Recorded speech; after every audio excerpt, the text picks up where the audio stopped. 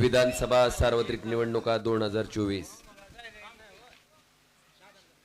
महाविकास आघाडी आणि शिवसेना उद्धव बाळासाहेब ठाकरे या पक्षाचे अधिकृत उमेदवार या तालुक्याचे माजी आमदार माजी मंत्री आणि एक लोकप्रतिनिधी कसा असावं आणि लोकप्रतिनिधीचं आणि लोकांचं नातं कसं असावं ह्याचं एक उत्तम उदाहरण असणारं ज्येष्ठ व्यक्तिमत्व आदरणीय आमदार दिलीपरावजी सोपल साहेब यांच्या प्रचारार्थ आयोजित केलेल्या प्रचार सभेला उपस्थित मी सगळ्याची क्षमा मागतो आणि आपला सर्वांचाच नामोल्लेख आदरणीय व्यासपीठाचा करतो आणि व्यासपीठाच्या समोर उपस्थित असलेले या गावातील सर्व वडीलधारी मंडळी तरुण मित्र आणि जिथपर्यंत माझा आवाज जातो तिथपर्यंत घराघरात ऐकणाऱ्या माझ्या माता भगिनी आणि बंधूंनो, सगळ्यात पहिल्यांदा मला तुमच्या सगळ्याचे मनापासून आभार व्यक्त करायचे की 2019ला मी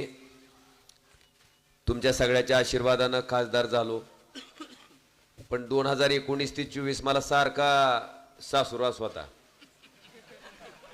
सासुरवास म्हणजे मोदीमुळं आला, मोदीमुळं आला, मोदीमुळं आला. मी त्यांना प्रामाणिकपणे सांगायचा प्रयत्न केला की बाबा रे, हिंदुराय सम्राट शिवसेना प्रमुख बाळासाहेब ठाकरेंनी तयार केलेले कडवट शिवसैनिकाचा हा मतदारसंघ आहे लोकसभा. कल्पनाताई नरहिरे, शिवाजी बापू कांबळे, ज्यावेळेस मोदीचा राजकीय जन्मही झाला नव्हता त्यावेळेस ही दोन मंडळी 3 वेळेस खासदार झाली होती आणि इथं बाळासाहेबांचे सैनिक आहेत म्हणून ओमराजेही झाला, पण हे सारखं काय ऐकायला तयार नव्हतं. सारखा डुसण्या चालू होत्या आणि मग भगवंताच्या चरणी एवढीच प्रार्थना केली की म्हणलं अशी संधी दे भगवंता की मोदी विरोधात असताना 2019ला जेवढ्या मतानं आलो होतो त्याच्यापेक्षा एक काहून आपण आगाव मतानं निवडून येऊ दे अशी संधी दे म्हणून. आणि ती संधी 2024ला झाली. साक्षात विश्वगुरु जागतिक गुरु भाई और बहनों विरोधात महाराष्ट्रात 2.5 वर्षापूर्वी कोण 50 खोक्यावर, कोण ईडीच्या भीतीनं, कोण सीबीआयच्या भीतीनं, कोण पदाच्या अपेक्षेनं, कोण सत्तेसाठी सुरत मार्गे गुवाहाटीला जी लोक पालती पडली 40 उद्धव साहेबाला आणि बाळासाहेबाला गद्दारी करून, त्याच्यामुळं महाराष्ट्रात तयार झालेली एक फुल आणि 2 हाफ. एक फुल म्हणजे आणि म्हणून आणि खरं म्हणजे मुख्यमंत्री, 2 हाफ, एक गुलाबी आळी जॅकेटवाली आणि दुसरं तेवका किती हुशार आहे ती लोक, ते बी विरोधात. ह्या मतदारसंघामधले 6 पैकी 5 आमदार विरोधात. पैशाची ताकद तर अशी होती, मोदी साहेब भाषणातच म्हणायचे भाई और बहनों ना खाऊंगा ना खाने दूंगा. तुम्ही खरं सांगा बरं, आपल्या गावात किती पैसे आलते लोकसभेला? किती आलते मला सांगा? 5 लाख 10 लाख रुपये जर तुमची मतं विकत घेण्यासाठी मतदानाच्या 2 दिवस 3 दिवस आधी जर गावात येत असतील तर त्याच मोदी साहेबाला विचारणं भाग आहे का नाही? साहेब खाऊंगा ना खाने दूंगा, तर ही मतदान व्हायच्या आधी 10 लाख किधर से दूंगा विचारणं अपेक्षित आहे. आभाळातून तर पडले नाहीत, जमिनीतून तर आले नाहीत, तुम्हीच पैसे दिलेत, आलेले तुम्ही बघितलेत. असं असताना सुद्धा हितल्या बहादर जनतेनं ह्या ओमराजेला त्यांच्या कष्टाचे घामाचे पैसे देऊन जी म्हणायचे मोदीमुळं आला, मोदीमुळं आला, त्या मोदीपेक्षा दुप्पट मतानं देशाच्या लोकसभेत पाठवायचं काम बांधवानो तुमच्या सगळ्याच्या आशीर्वादाने झालं. आता काय मरीना गेलेत, पण काय काय लोकाला भलतच उचमाळायला लागले. काय उपमा मला मान्य आहे, तुम्ही आम्हाला विधानसभा दाखवली त्याच्याबद्दल बी मी नाकारत नाही. तुम्ही मागच्या लोकसभेत माझं काम केलं, किती प्रामाणिक केलं तुम्हाला माहिती, मी त्याच्याबद्दल बोलत नाही, पण तुमच्या कामानं मला बार्शीतून 1000 मताची लीड मिळाली. बांधवानो, लोकसभेची बरं का 19ला 942 हजार सुद्धा नाही, हजाराला कमी आहे. मी जर साप असतो, मी जर वाईट मनाचा असतो, तर लगेच 6 महिन्यानं विधानसभेची निवडणूक लागली. बांधवानो, साहेबच उभे होते, सोपल साहेब उभे होते. ओमराजे दिसला व कुठं प्रचारात तुम्हाला मागच्या 19ला? खरं खरं सांगा मला, कुठंच दिसला नाही. साहेबाला मी खरंच नम्रपणे सांगितलं, साहेब त्या माणसानं माझं आता 6 महिन्यापूर्वी काम केलंय, मला अडचण होते आहे, मला उपकाराची परतफेड अपकारानं करायची सवय नाही. साहेब केवळ त्याच्यामुळे त्यांचं बियाज या ठिकाणी आपल्याला दिसतंय, जे दिसतंय ना, आम्ही सहन केलं, प्रामाणिकपणे केलं. पण बांधवानो, ज्या पद्धतीनं माझ्यावर बोललं जातंय, कोण प्रामाणिक आहे आणि कोण कसा आहे ही मी तुम्हाला भाषणात सांगायची गरज नाही. तुम्हाला चांगल्या पद्धतीनं माहिती आहे की ह्या मतदारसंघात मागच्या 5 वर्ष कोण प्रामाणिकपणे वागतंय. मला धमकी दिली साहेब की तुमची सगळी बाहेर काढू. आमचं काय बाहेर काढणार आहोत? मला आपल्या सगळ्याच्या माध्यमातून सांगायचंय, आम्ही जर भ्रष्टाचार केला असतं, शेण खाल्लं असतं, तर तुमच्यासारखं स्वच्छ व्हायला आम्ही बी सुरत मार्गे गुवाहाटीला पालट पडला असतो आणि त्या भाजपमध्ये जाऊन स्वच्छ झाला असता. त्या 50 खोक्यावर, त्या सत्तेवर लात मारून तुम्ही टाकलेल्या मताशी बेमानी न करता, उद्धव ठाकरे साहेबाशी बेमानी न करता, आम्ही यांच्या विरुद्ध घट्ट पायरून उभे आहेत. कारण तर आम्ही प्रामाणिक आहेत, आमच्या केसाला बी धक्का लावू शकत नाहीत म्हणून उभारलो. लाचार असतो तर शुद्ध व्हायला तिकडच पडलो असतो पालत. त्यामुळे मी प्रामाणिक आहे का नाही ही मी तुम्हाला सांगायची आवश्यकता. आणि आमच्यासारख्या लोकप्रतिनिधीला वाटते की लोकाला काही कळत नाही. लोकांचं लक्ष आपल्या नकाच्या बोटापासून केसापुस्तूर असते. प्रत्येक माणूस कसा वागतंय. बांधवानो, ओमराजेचं मागच्या 5 वर्षातलं काम आपण बघितलं. तुम्ही सगळेजण मला अनुभवलंय. मी निवडणुकीत निवडून आल्याच्या नंतर तुम्ही कधी माझ्याकडे काम घेऊन आलात, मला फोनवर कुठलं काम सांगितलं, मी तुम्हाला कधी तुमचा धर्म विचारला नाही, तुम्ही हिंदू आहेत का मुस्लिम आहेत. मी तुम्हाला कधी तुमची जात विचारली नाही, मी तुम्हाला कधी तुमचा पक्ष विचारला नाही, मी तुम्हाला कधी विचारलं नाही की तुमचं मतदान मला पडलंय का विरोधात गेलंय, मी तुम्हाला विचारलं नाही की तुमचं गाव मला प्लस आहे का मायनस आहे. बांधवानो, मला काम सांगितलेल्या माणसाचं काम करणं हे माझं कर्तव्य असं समजून ओमराजे 5 वर्ष काम करत आला. मी कसा काम करतोय आणि माझ्याबद्दल अतिशय खालच्या पातळीत बोलणारी लोक कशी काम करतेत, मला वाटतंय माझ्यापेक्षा तुम्ही त्या ठिकाणी बघितलेलं आहे. काय अवस्था आहे बघतोय साहेब. आताच एका शेतकऱ्यानं सांगितलं, मुख्यमंत्र्याची सभा म्हणून काय मार्केट कमिटी. साहेब, सत्तेचा माज आणि मस्ती कशी आलेली असते आम्ही तुमच्या घरापुढचा व्हिडिओ कधी आयुष्यात विसरू शकत नाही, जनता बी कधी विसरणार नाही. सत्ता येते जाते, पद असतात नसतात, पण इतका उन्माद करणं ही मला वाटतंय देवानं नेमकी काय घातली आहे तुम्हाला आणि कशाची माज आला आणि कशाचा मस्ती आली आहे. सामान्य माणसाला ते कधी आवडत नसते बांधवानो, कुणालाच ते पटणार नाही. अख्ख्या महाराष्ट्रात तुम्ही, अख्ख्या देशात जरी दाखवलं तरी ही पद्धत मला वाटते त्या ठिकाणी पटत नाही. एका त्यांच्या सहकार्याला साहेब कानाखाली वाजवली.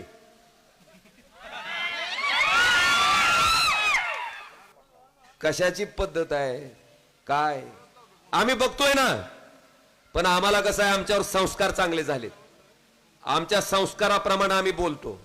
पण बांधवानो, मी खरं प्रामाणिकपणे सांगतोय, अशाच पद्धतीचं राजकारण जर ह्या ठिकाणी चालू झालं तर तुम्हाला जो ऑक्सिजन लागतोय का नाही श्वास घेण्यासाठी, ती सुद्धा तुम्हाला त्यांना विचारून घ्यावा लागेल की श्वास घेऊ का.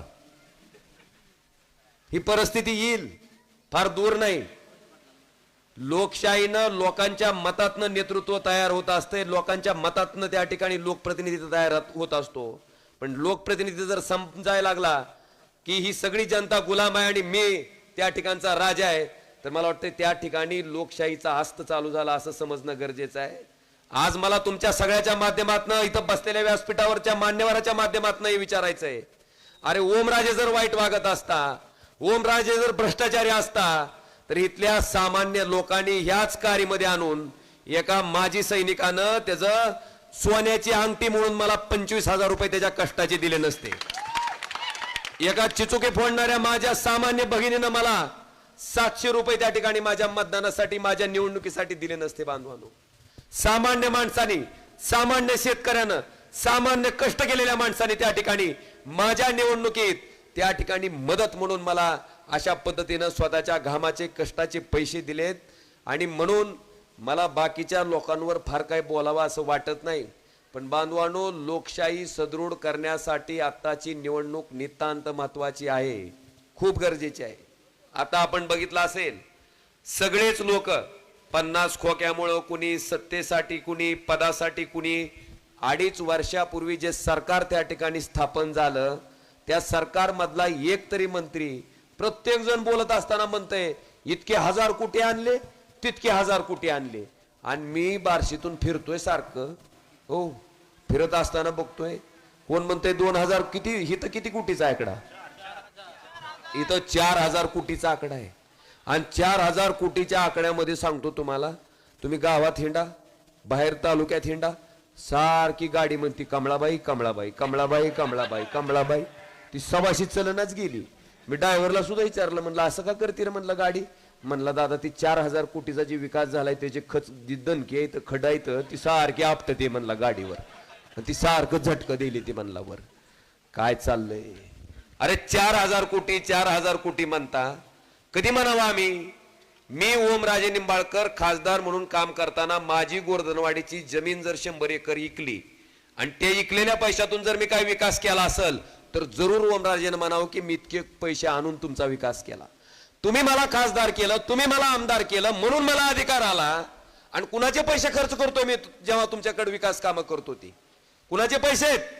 तुमचे जीएसटीचे पैसे आहेत, तुमचे पैसे आहेत जीएसटीचे. 10 रुपयाचं साबण तुम्हाला घ्यायचं म्हणलं तर 1 रुपया 80 पैसे सरकारला द्यावे लागतात. 100 रुपयाचा शॅम्पू घ्यायचा म्हणलं तर 18 रुपये तुम्हाला त्या ठिकाणी सरकारला द्यावे लागतात. माणूस वारल्याच्या नंतर पोचवायच्या सामानावर सुद्धा जीएसटी आहे, तिथं सुद्धा जीएसटी आहे. म्हणजे तुमच्या कष्टाचे पैसे, तुम्ही आम्हाला मतदान केलं, अधिकार दिला, निवडून दिलं, म्हणून आम्हाला अधिकार आला तुमच्यासाठी पैसे खर्च करायचा. मग मला सांगा, आम्ही तुमच्यासाठी काम करताना उपकाराची भाषा केली पाहिजे का कर्तव्याची? कर्तव्याची. ओमराजे 5 वर्ष खासदार होता, मला दाखवा हुडकून की एखादं नारळ फोडलंय मी आणलंय म्हणून सांगितलं?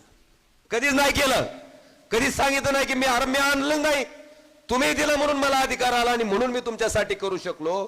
बांधवांनो, ह्या भावनेतनं मी त्या ठिकाणी काम करत आलोय. आज आपण आपल्या तालुक्याची परिस्थिती काय तुम्हाला नवीन सांगायची गरज नाही. अक्षरशः तुमच्या मुरुम टाकायचा असेल साहेब, मी काय कुठलं भाषण कोणी सांगितलंय किंवा कुणाला तरी बोलायचं म्हणून बोलत नाही, वस्तुस्थिती सांगतो तुम्हाला. तहसीलदारला रॉयल्टी सुद्धा त्यांना विचारल्याशिवाय फाडायचा अधिकार नाही. ही कुठली पद्धत आहे? आमच्याकडे बी राजकारण बघतोय, 6 विधानसभा मी मतदारसंघात बघतोय, पण इतक्या खालच्या पातळीचं राजकारण आणि अशा पद्धतीची बेबंदशाही मला वाटतं एकाही मतदारसंघात नाही. आणि बांधवांनो, मी प्रामाणिकपणे सांगतो, रावणाची लंका सुद्धा टिकली नाही, नाही टिकली. रावणाच्या अहंकारानंच त्याचा अंत करून टाकला होता. देव त्याला बरोबर बुद्धी घालीत असते काय घालायची ती. पण ह्या पद्धतीचं जे काही चाललंय तालुक्यात ते अतिशय दुर्दैवी आहे. मी त्यांच्याही बरोबर काही वर्ष होतो, साहेबांबरोबरही बघितलंय, पण मला वाटतंय दोन्ही नेतृत्वामध्ये जमीन आसमानचा फरक आहे, जमीन आसमानचा फरक आहे. बांधवांनो, आज आपल्या तालुक्याला कसं नेतृत्व पाहिजे ही निवड करायची आपली जबाबदारी आहे. आज आपण बघितलं असेल, या महाविकास आघाडीच्या सरकारच्या माध्यमातून 2.5 वर्षात आपल्याला काय पद्धतीने त्या ठिकाणी कोरोनाला सामोरं जावं लागलं होतं. 2 वर्ष आपले कोरोनामध्ये गेले, 6 महिने फक्त आपल्याला त्या ठिकाणी काम करता आलं होतं. त्याच्यानंतर ही लोक आले आणि सत्तेत आल्याच्या नंतर अक्षरशः आमदाराच्या 50-50 कोटीला बोल्या लावल्या गेल्या. असा सौदेबाजी करून, असे पक्ष फोडून जर त्या ठिकाणी सरकार तयार झाला असेल तर त्या सरकारकडनं भ्रष्टाचार सोडून दुसरी कुठली अपेक्षा आपण करू शकतो का हो? मला तुम्हाला विचारायचंय की ह्या सरकारला आता 2 महिन्यापासून बघा तुम्ही सारखी एकच जाहिरात चालू आहे. कोणची? तेव का लाडकी बहीण कधी आठवली हो लाडकी बहीण यांना? लोकसभेला 3,30,000 मताचं रुमन ह्यांच्या पाठडात बसल्यावर ह्यांना बहीण आठवली लाडकी. तुम्हाला जर खरीच बहीण लाडकी असती तर एकनाथजी शिंदे साहेब तुम्ही 2.5 वर्षापूर्वी ज्या दिवशी मुख्यमंत्र्याच्या खुर्चीवर बसला असतात त्या दिवशी तुम्ही महिनीला 1,500 रुपये महिना द्यायला चालू केले असते. आम्ही सुद्धा इथे येऊन सत्कार केला असता तुमचा. केलं का हो? तुम्ही आठवा 5 वर्षापूर्वी उद्धवजी ठाकरे साहेब मुख्यमंत्री झाले. निवडणूक नव्हती कुठली ना मेळावा घेतला कुठला. 2 लाख रुपयाची कर्जमुक्ती त्या ठिकाणी शेतकऱ्याला द्यायचा निर्णय उद्धवजी ठाकरे साहेबांनी घेतला. विचार केला नाही की कुठली निवडणूक आहे ना आपल्याला फायदा होईल का नुकसान होईल. ही निस्ती लाडकी बहीण ही लाडकी बहीण योजना नसून लाडकी खुर्ची योजना आहे बांधवानो. स्वतःची खुर्ची वाचवण्यासाठी केलेला केविलवाणा प्रयत्न आहे. आता फोन येतात का नाहीत? लाडक्या बहिणीचे पैसे मिळाले का? लई एक शेतकरी तर घाण शिवाय देऊन सांगत होतो मगाशी. म्हणला दाजीचं क्विंटल माग 7,500 रुपये हाणलं म्हणला तुम्ही भडगाव आणि बहिणीला 1,500 दिलं म्हणून सांगता का रे म्हणली. लय घाण शिवाय देतो. आता तुम्हाला मोबाईलवर सुद्धा ऐकूयासारख्या नाही. ही असली गत आहे. पण मला आपल्या सगळ्याला सांगायचंय तिथून अजून म्हणते आमचं जर सरकार आलं म्हणजे महायुतीचं भ्रष्टाचारी ज्यांना छत्रपती शिवाजी महाराजाच्या पुतळ्यात सुद्धा शेण खायचं पुरलं नाही इतकी नालायक लोक आहेत. महाराजाचा पुतळा त्या ठिकाणी कशा पद्धतीनं कोसळला हे तुम्ही आम्ही सगळ्यांनी त्या ठिकाणी बघितलंय. इतकी भ्रष्टाचारी सरकार आणि इतकं मला वाटते महाराष्ट्राच्या इतिहासात इतकं नालायक सरकार कधी अस्तित्वात आलेलं नसेल तेवढं हे सरकार त्या ठिकाणी आहे. आणि आता लाडक्या बहिणीचं म्हणते की आम्ही 2100 देऊ. पण साहेब महाविकास आघाडीनं त्यांच्या पुंगीत खडा टाकायचं काम केलंय. महाविकास आघाडीचं सरकार आल्याच्या नंतर आपल्या लाडक्या बहिणीचं मानधन 3,000 रुपये महिना त्या ठिकाणी केलं जाणार आहे. आता ही जी अगरबत्ती 1,500ची कुठे घेऊन हिंडतो म्हणावतो. दुसरं महाविकास आघाडीचं सरकार आल्याच्या नंतर महाराष्ट्रातल्या शेतकऱ्यांचं सरसगट पहिल्याच कॅबिनेटला 3 लाख रुपयापर्यंत कर्ज त्या ठिकाणी माफ करायचा निर्णय महाविकास आघाडीने जाहीरनाम्यात त्या ठिकाणी दिलाय बांधवांनो. तुम्ही आता बघत असताल एक आरोग्य कार्ड तुम्हाला दिलं जाते. तुम्ही दवाखान्यात गेलाव की डॉक्टर म्हणतंय ही ऑपरेशन बसत नाही, ह्या गोळ्या बसत नाही, ही आजार बसत नाही. आता आरोग्य कार्ड मध्ये कुठलं ऑपरेशन बसतंय ती बघून माणसानं आजारी पडायचं का? परिस्थिती आता बघा तुम्ही.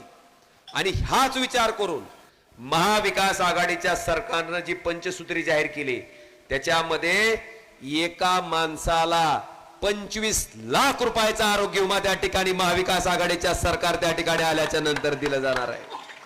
आपण बघितलं असेल मुलींच्या मोफत शिक्षणाची घोषणा सरकारनं केली पण अंमलबजावणी केली नाही. महाविकास आघाडी सरकार आल्याच्या नंतर मुलांचं आणि मुलींचं दोघांचंही शिक्षण मोफत करायचा निर्णय त्या ठिकाणी महाविकास आघाडीचं सरकार आल्याच्या नंतर घेतला जाणार आहे. भाई और बहनों,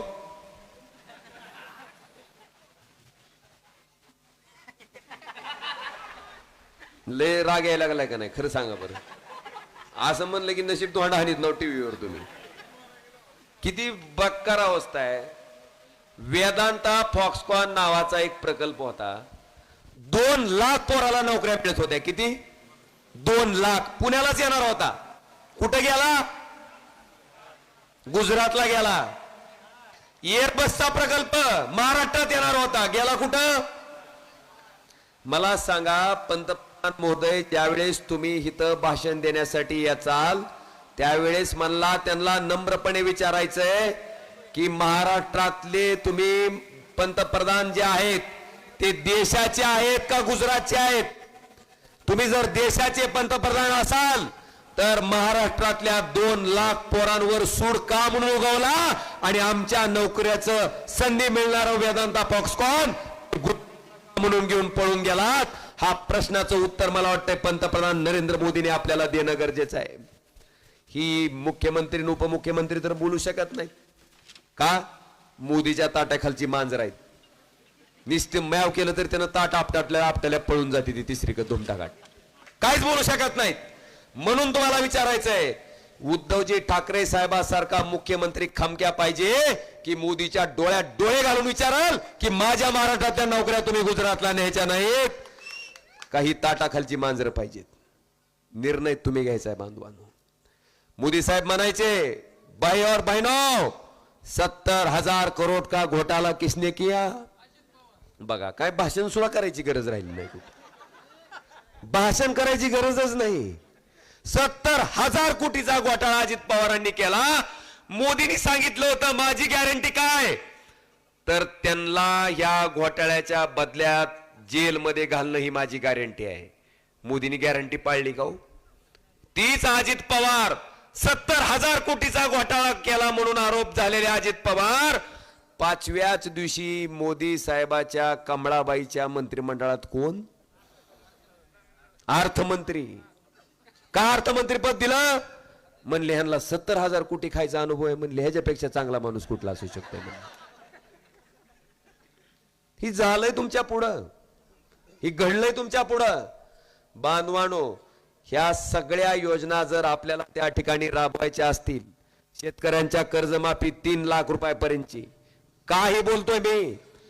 पवार साहेब कृषी मंत्री देशाचे असताना 71,000 कोटी रुपयाची देशातल्या शेतकऱ्याची कर्जमाफी केली होती आणि अख्ख्या देशातल्या शेतकऱ्यांचं कर्ज माफ केलं होतं. ह्या मोदी सरकारनं गुजरात मधल्या 22 व्यापाऱ्याची 16 लाख कोटी रुपयाची कर्जमाफी केली. किती? 16 लाख कोटी. 16 लाख कोटीच्या कर्जमाफीचा हिशोब 71,000 कोटीत जर देशातल्या सगळ्या शेतकऱ्याचं कर्ज माफ होत असेल तर 16 लाख कोटीमध्ये आपल्या देशातल्या शेतकऱ्याचं 22 वेळेस कर्ज माफ झालं असतं. 22 वेळेस. एकदा तरी केलंय का हो? केलंय का एकदा तरी? सोयाबीनचा भाव 11,000 रुपयावरून केवढ्याने काय लाव? का? सोयाबीन आयात केली. सोयाबीन आयात केल्यामुळे भाव पडलेत.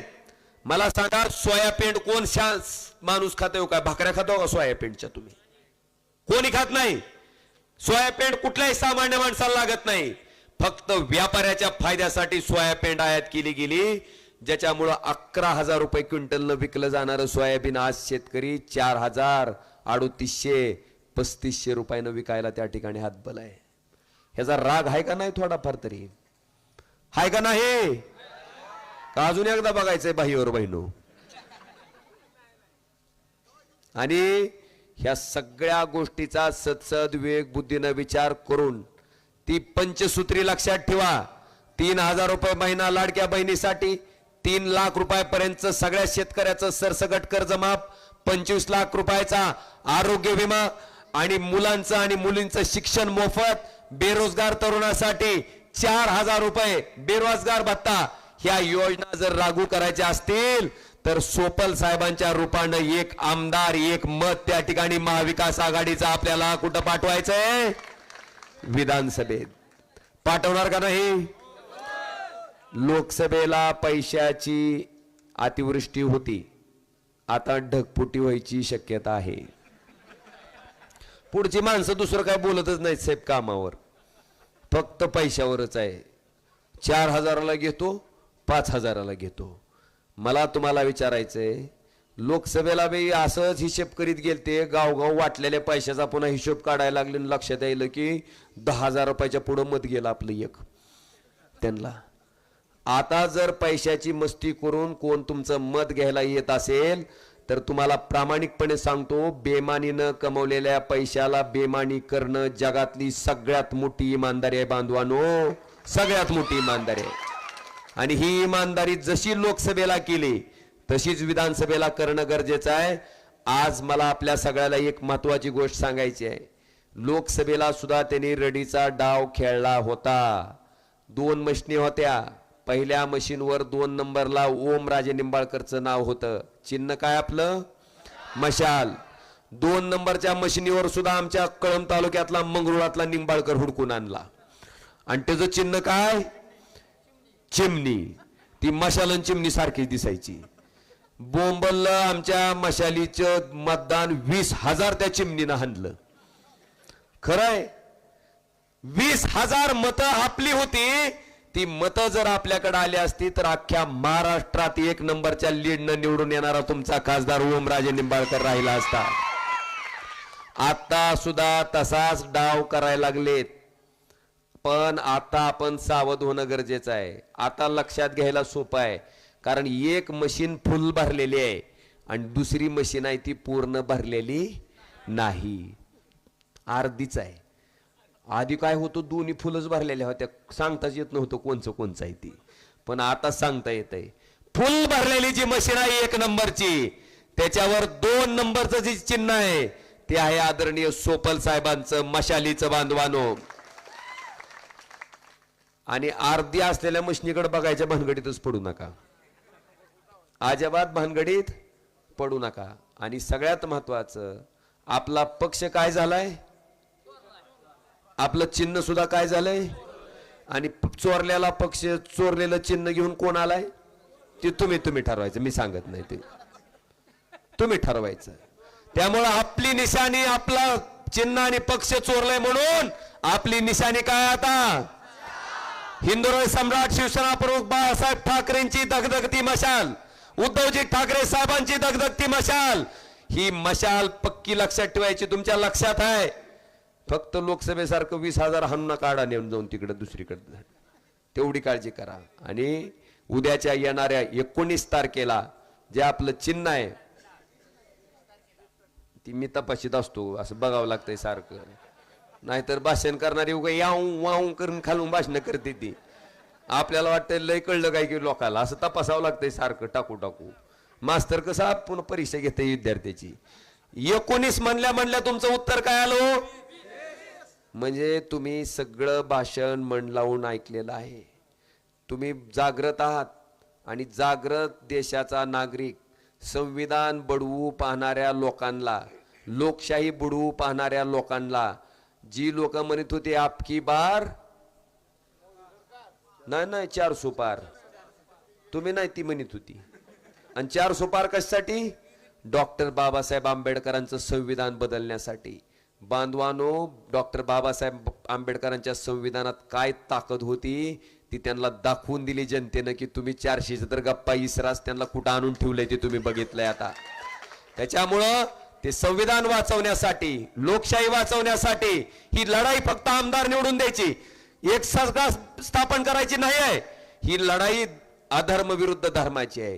ही लढाई प्रामाणिक विरुद्ध अप्रामाणिक आहे. ही लढाई संविधान बुडवणारे विरुद्ध संविधान वाचवणारे, ही लढाई लोकशाही बुडवणारे विरुद्ध लोकशाही वाचवणारे आहेत.